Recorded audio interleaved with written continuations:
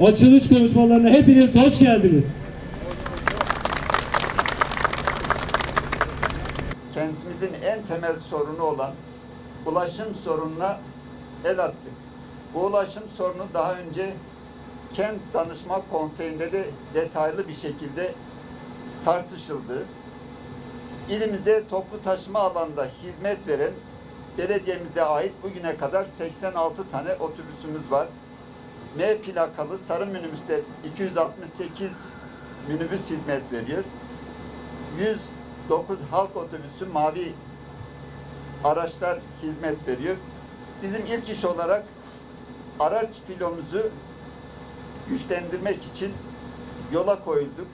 Bugün burada BMC markasının engellilere uyumlu, alçak tabanlı 25 oturağı 41 normal zamanlarda ayakta yolcu alabilen kapasite bu araçlarımız inşallah bugünden itibaren halkımızın hizmetinde olacak.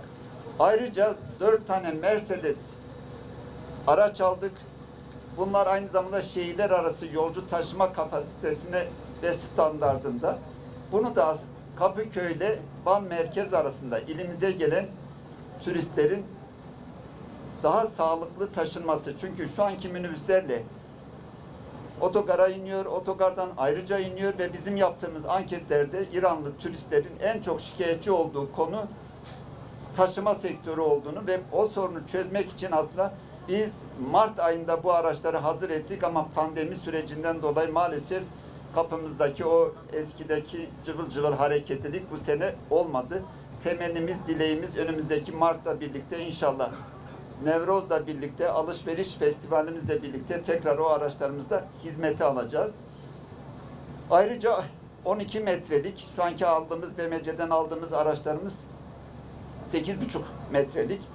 10 araçta alımını gerçekleştirdik ama teslimatı Mart ayında yapılacak. Şu an piyasada araç bulunmadığı için onlar da bu araçların hepsini kendi belediyemizin öz gelirleriyle alındı. Bu araçlar için herhangi bir bankaya, herhangi bir kuruma veyahut da firmaya herhangi bir borçlanmamız da söz konusu değildir.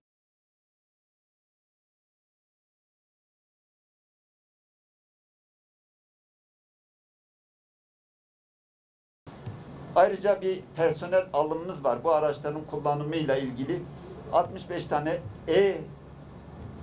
sınıfı ehliyete sahip, ağır vasıta ehliyetine sahip 65 kişi alınacak. Bunun için ilana çıkıldı.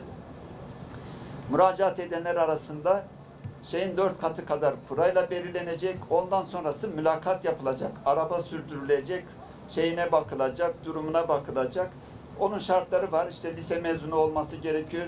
Belli bir yaş aralığında olması gerekiyor. Bunu da şeffaf bir şekilde tüm kamuoyunun önünde cereyan etmektedir. Bunun dışında belediyemizde herhangi bir personel alımı söz konusu değildir. Piyasada belediye eleman alıyor, biz işte aracı olacağız diyenler varsa bunlara itibar edilmemesini rica ediyoruz. Bu müracaat edenlerin süresi bitti. 5000 küsür üzerinde bir müracaat oldu. Arkadaşlarımız inceliyor. Ama çoğu mükerrer müracaat, çoğu şartları tutmayan kişilerin müracaat ettiğini gördük. Yani sanki doğruluk payı şartları tutanlar %15 civarında, bir doğru müracaat edenlerin sayısı %15 civarındadır. Bütün bu çalışmalarda bize destek olan mesai arkadaşlarımıza, Van halkına teşekkür ediyorum.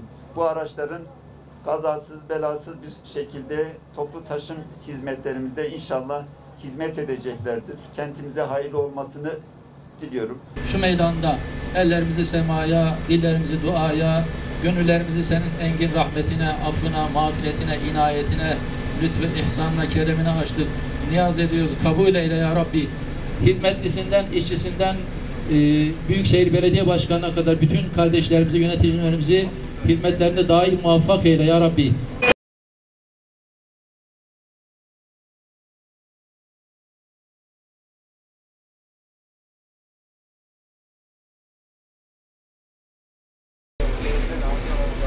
Sayın Valim. Aracın tabanında hiçbir şekilde ikinci bir adıma ihtiyaç gösterecek yükselti yok efendim.